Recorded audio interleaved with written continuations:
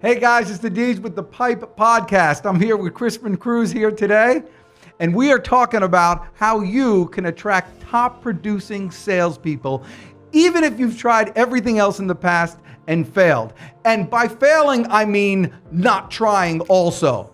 But by the end of this podcast, you'll be ready to take on the winners and the hitters, and they'd be willing to come to you. So listen on.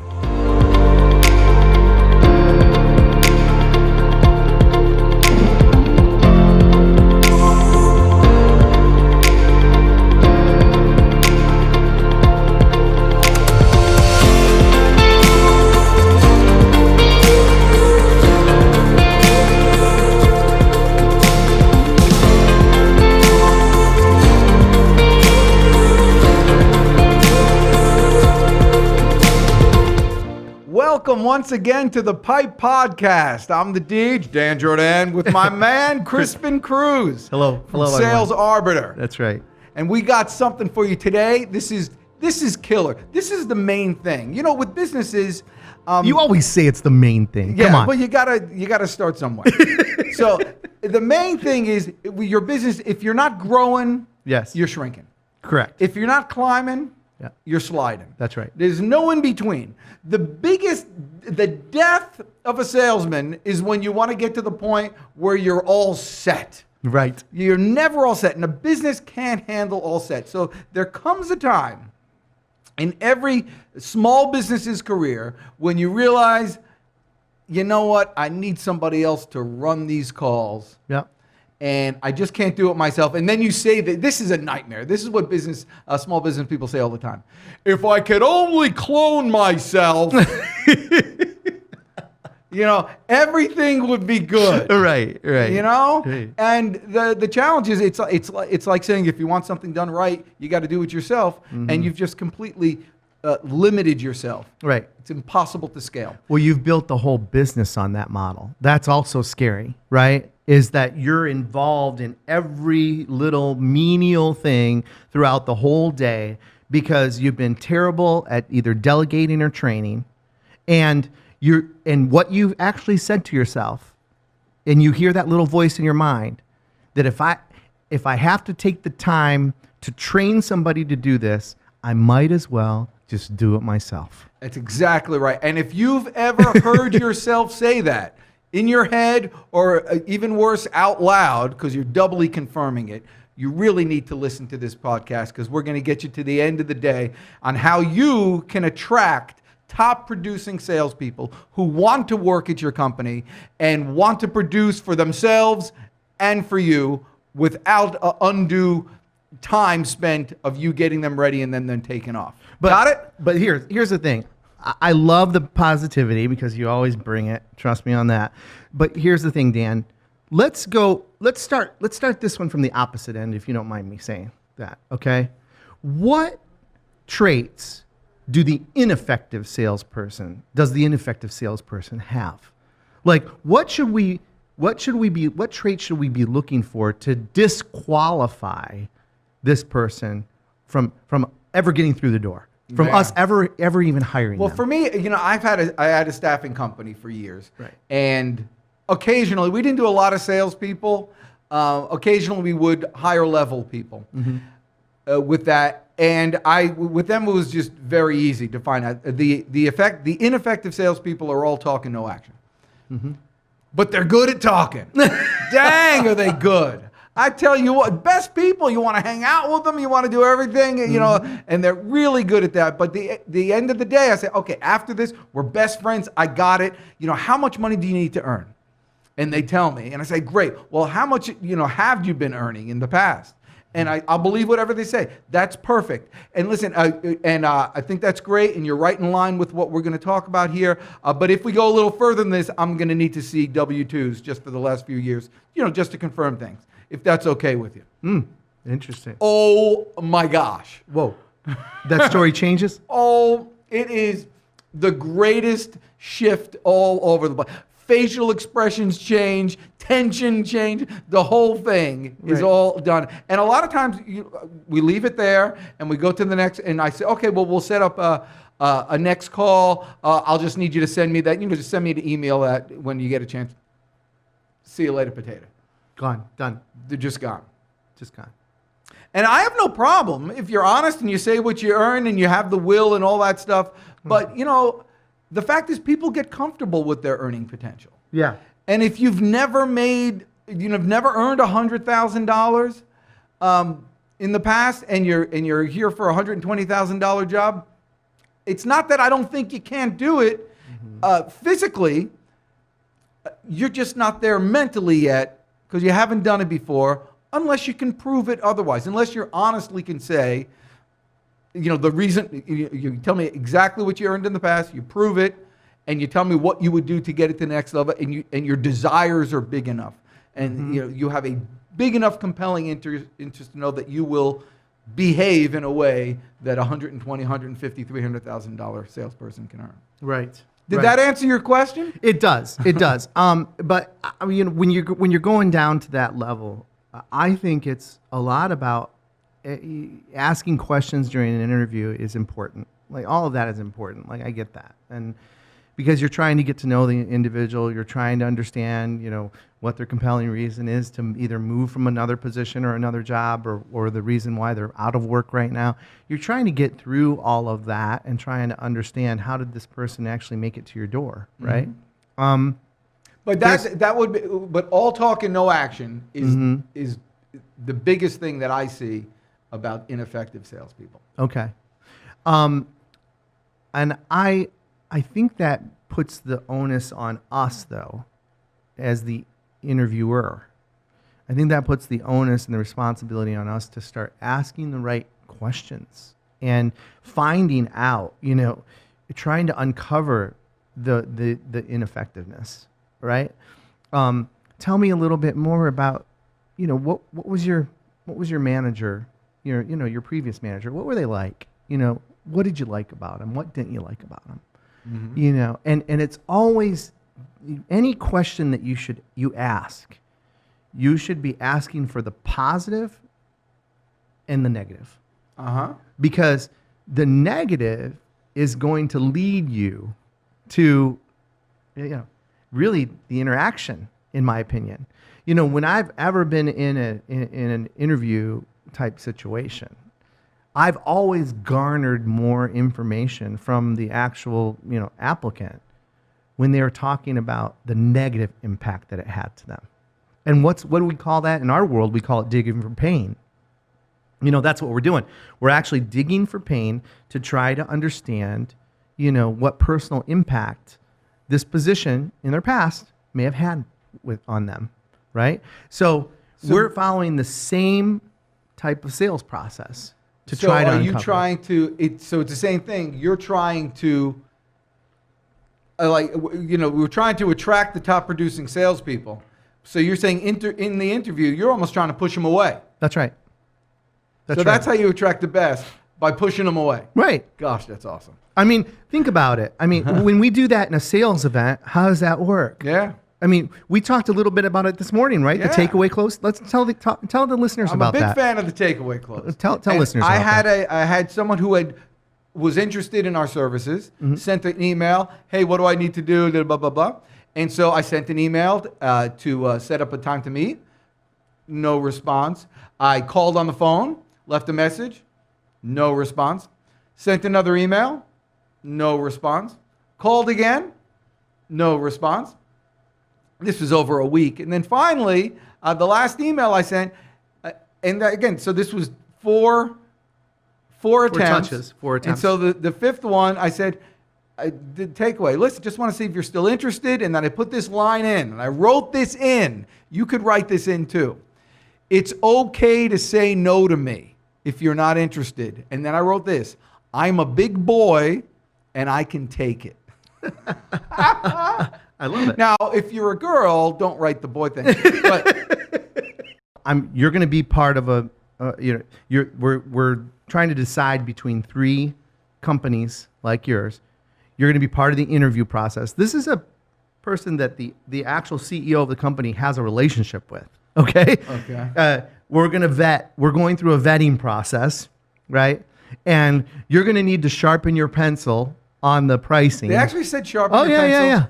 Yeah, The you're going to whole need to sharpening- sharpen your pencil on the pricing and get it down to, get it down to give me your best and final, and giving the business owner all these rules.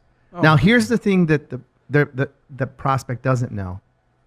This company is busier than all get out right now. I mean, she's talking about adding resources. Her business is. What do you mean resources? Human resources. Human beings? Human beings. Okay. She's looking at adding more employees. She's looking at expanding her space. I mean, we're talking about significant growth that she's had during this whole time of the virus that to be unnamed. The virus that shall not be named. Yes. So, I got to tell you, this was my advice to her. I said, you go back to that friend prospect and you said, I'm just not going to participate. I'm just not going to participate because there's no reason for me to do that. Okay. I don't want to jeopardize the clients that I have right now in the services that I've already committed to promising them at a very high level. If anything, I'm raising my prices. I'm not lowering them because my time is valuable, as is yours. And at the end of the day, I got to tell you, I just don't think that we're a good fit. Yeah. Right? That's great. So if you want my services at a fair price, I'm not the most expensive, but I'm definitely not the cheapest. Okay? And you want to engage with a company that's going to deliver on their promise, when you go to the dollar store, you buy something for what? About $1. And how much is it worth? A little less than that. Right. Okay? So, listen, if that's where you're at, I respect it. I understand it. We're just not a good fit because we provide an exceptional product at a very reasonable price. And if you want that for you and your company, great. And if you don't, no is okay. Yeah, that's the best. I love that. I mean, I simplify the whole thing because I don't have nearly the patience that you do, Job. But someone sends me to sharpen my pencil. I said, I'm sorry, ma'am. We use a pen. It's as sharp as it's going to get. Right. Okay. Right. But I say, listen, if you want the best price, I can give you some names. I got a lot of people that are a lot less than us. I'll recommend. And and that's something to do. I tell that to business owners as well. I mean, if you're not going to get the business because of price, man, you don't want that customer. It's much better than that person just going away is for you to give it to for your competition. Say, I got a great person that you should go. Give them to let them have the problem client. That's right. That's right. It's a double whammy. It's a win. It is. It is. It is. Because now they're getting all vercocked over there. So that's exactly right. So you gotta push it away. What about the offer? When you're trying to attract a good salesperson, what are they most interested in? Yeah. As far as what's compelling to them to come to your company as opposed to the other opportunities out there? Well, it starts right from the beginning. So the job description has to be right. If you're posting it up on LinkedIn or Indeed, or you're posting it up on Monster, whatever that looks like, you better be marketing your company. I mean, it's not just a job description and then all of the bullet points. Yeah. I mean, that's an opportunity for you to sell the company, sell the culture, right? And really for the applicant to understand that, hey, this would be a great place to work. So a job description that kind of gives them a feel for the place, not just it's a bullet pointed stuff. Any content that you put out today, I don't care if it's a job description, I don't care if it's a post on LinkedIn or Twitter, and it has anything to do with your company, if it's anything through social media, everything better be about your brand. Do you recommend putting the compensation on the job description and putting it out there too? Absolutely. Absolutely. Well, I recommend it 100% because I'll tell you why. If this person is a $50,000 player and and that's all they've ever wanted to make. And this is really the way that we've built this comp plan and what we're expecting this person to produce and the way that we want them to grow. It's a $120,000 position. You know, I want them to be able to see that. I want them to be able to understand what they're applying for. And also a $150,000 producer, Right? they're not going to apply for this. No. And why waste you're going to take all this time to go through all these resumes, and 50% of them don't even qualify for the compensation piece. Yeah, so that's big. I mean, so it just it takes out the trash, man. It just doesn't. So you don't have to worry about that. You don't have to worry about those individuals that are already disqualifying themselves. By the way, let me ask you, do we put our price structure on our website? No. We don't. We had this conversation. I'm letting you into a personal thing. All right, no worries. I love it. So now, what about the compensation itself? Because that is something that attracts people to. How do you make that compelling? Because some of these smaller companies can't afford to pay $1 gazillion to somebody for a real top producer, or let me say top producer, a higher salaried salesperson. Okay. How do they scoop up the winners without having to give up so much cash on the front end, which they may or may not have? Okay, great question. So here's what we need to do. We need to first look at the structure of the company to understand how much revenue are they making, what are they bringing down to the bottom line at the end of the day, and all of those components make a difference, because that kind of all leverages how much would we pay for an actual salesperson, right?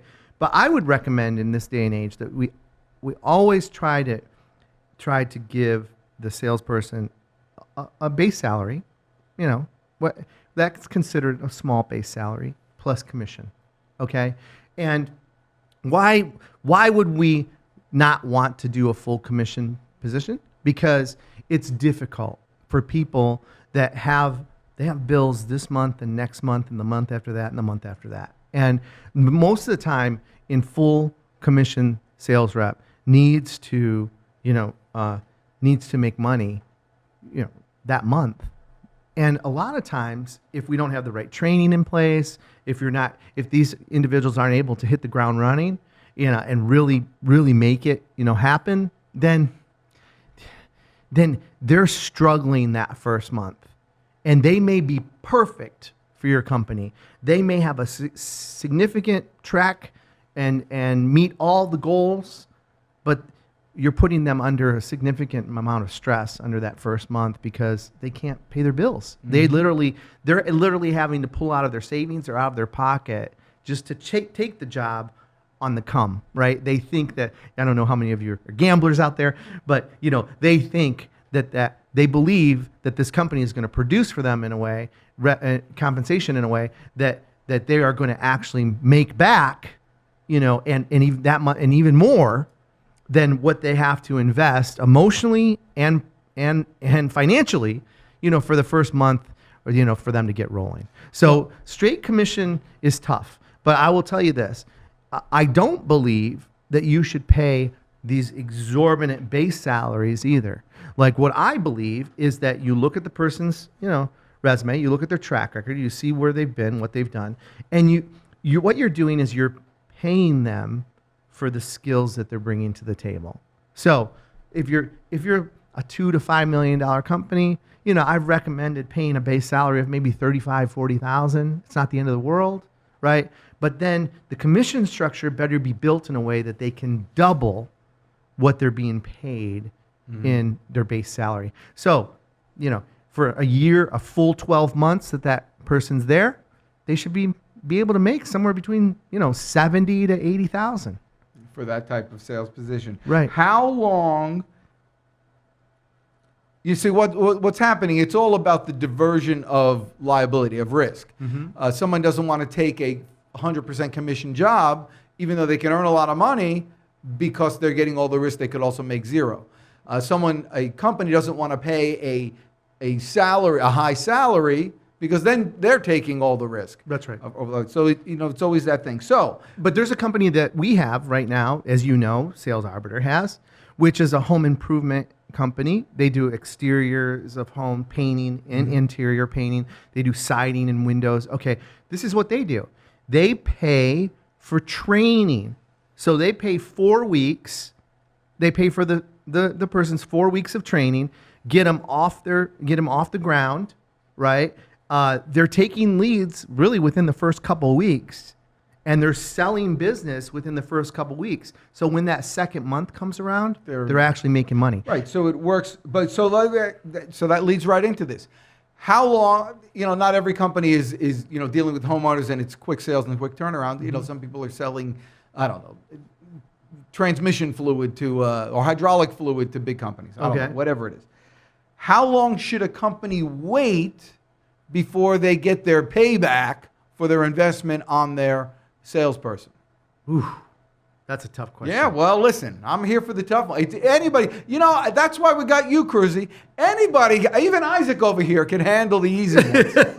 That's a tough question because, now we're really getting into the meat and potatoes of what does your business do? How does it perform? What's that track record look like? How long did it take, your most successful salesperson right now to get to where they're at? We're looking at all those things. I say that I'm gonna answer the question in a different way. We should see performance indicators. Okay, we should see where they are performing at a high level. They have a high level of production in their pipeline, and I'm not talking about pipe dream. I'm talking about pipeline. There's a difference. Okay, we see a high level of production in their pipeline. We see that they've got a lot of activity, going on in their business. So we're seeing the behaviors, right, and making sure that we're driving, because the behaviors are going to drive us to the real sales. How soon do you need to not see those behaviors before it's time to make a move? If you're not seeing those in the first 30 days. Okay, yes, so that's quick. So yeah, it's quick, because you're going to know whether this salesperson's got the chops or not in 30 days.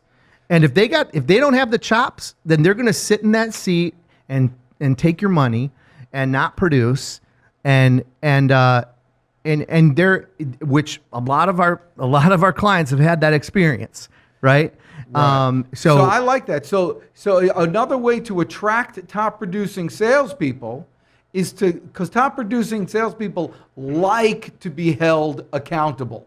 Like it. They like it for their behaviors to be counted on. They always say, listen, if I'm producing, what do you care what I'm doing throughout the rest of the day? That's right. Absolutely right. That's right. So they like to be held accountable when things are going well. If things aren't going well, you're going to say, okay, great, we could do this. But I think that's the way to attract top producing sales, by letting them know you are accountable for your production and your behaviors. Right. And here's the other thing. I don't care what else. I love it. Here's the other piece of that puzzle is make sure that the person that you're interviewing has a competitive nature. Make sure that they have a competitive bone in their body. Here's how do you make sure of that? Well, as we're going through the home improvement company that I just told you about, we had a young lady come in for an interview 2 weeks ago, and that's one of the things that Sales Arbiter does also. If you need sales resource, we're also going to provide you, with we recruit with recruiting services. That's part of our service. That's our best thing. We have a lot of companies that come to us just for that aspect of it, right? And they get the rest as a bonus. Everything else, it costs right? The same, yeah. So here's the thing. So she comes in, and this young lady, she is spot on, baby. Asking her questions about her past, what's made her successful, the best and the worst opportunity that she's ever been a part of, all these things. She is killing the interview, killing it. And we're telling her about the position and how much money she can make and all these things, and everything is aligning. Okay? So you know what she says to us? What? She says, I came here for the interview, but I'm giving you my decision today. I want to move forward with this company. I see the opportunity and I want the job. So that's the first thing. Oh, she actually asked for the job right there, just like that. Okay? Second piece was even more impressive. She said, "Who's your top producer right now?" Yeah, that's a good question. And so I talked to him. Why are they the top producer? We answer. We tell her about it. She says, "That's the guy I'm gunning for." I mean, That's a rock star. Was she good looking too? I mean, that's a triple threat. Dan, You can't ask. everyone's Okay. beautiful. Okay, that's Everyone's it. beautiful in God's eyes. All right. I'm sorry, Isaac. right. That's good. So, has she gotten started? Yep, she got started. I'd love to see. Yeah, wait till Well, you see. I see a performer like that makes the guy she's gunning or gal that she's gunning for better. Better. And so here's Makes the whole place better. the whole place. She's gonna. What is it?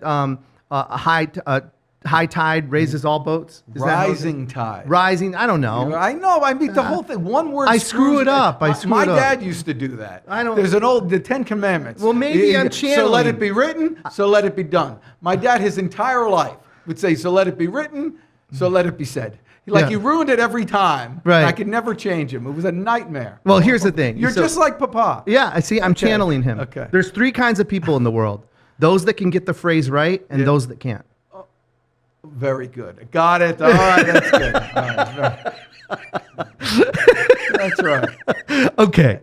All right. That's it. That's all I got. But we had So- another. You have to finish before I rudely interrupted you. You did were rudely saying interrupt. No, I was just saying that those are the things that if you're something. Oh yeah. looking How she's doing. how she's doing, she's going to kill it. I mean, she is going. She's going through the Sales Arbiter sales training program.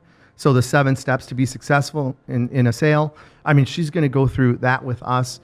She is going to be a force to reckon with. Can't wait to see her Yeah. performance. Oh, that's good. So listen, to close, Dan, any final thoughts on the traits of an ineffective sales rep?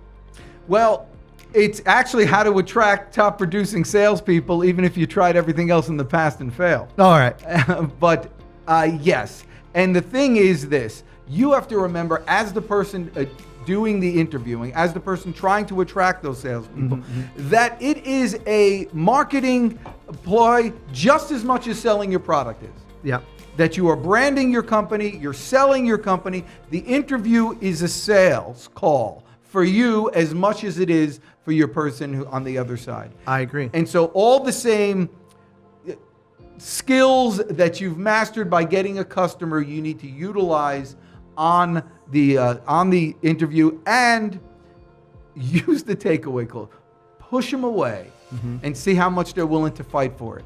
You want that fighter, That's right. and they could prove themselves on that interview. I couldn't have said it best. Thanks, Dan. You're the best. All right. All right, listen. You're the best. I'm the Deej. This is Cruz. And go out and get them today. Go get them.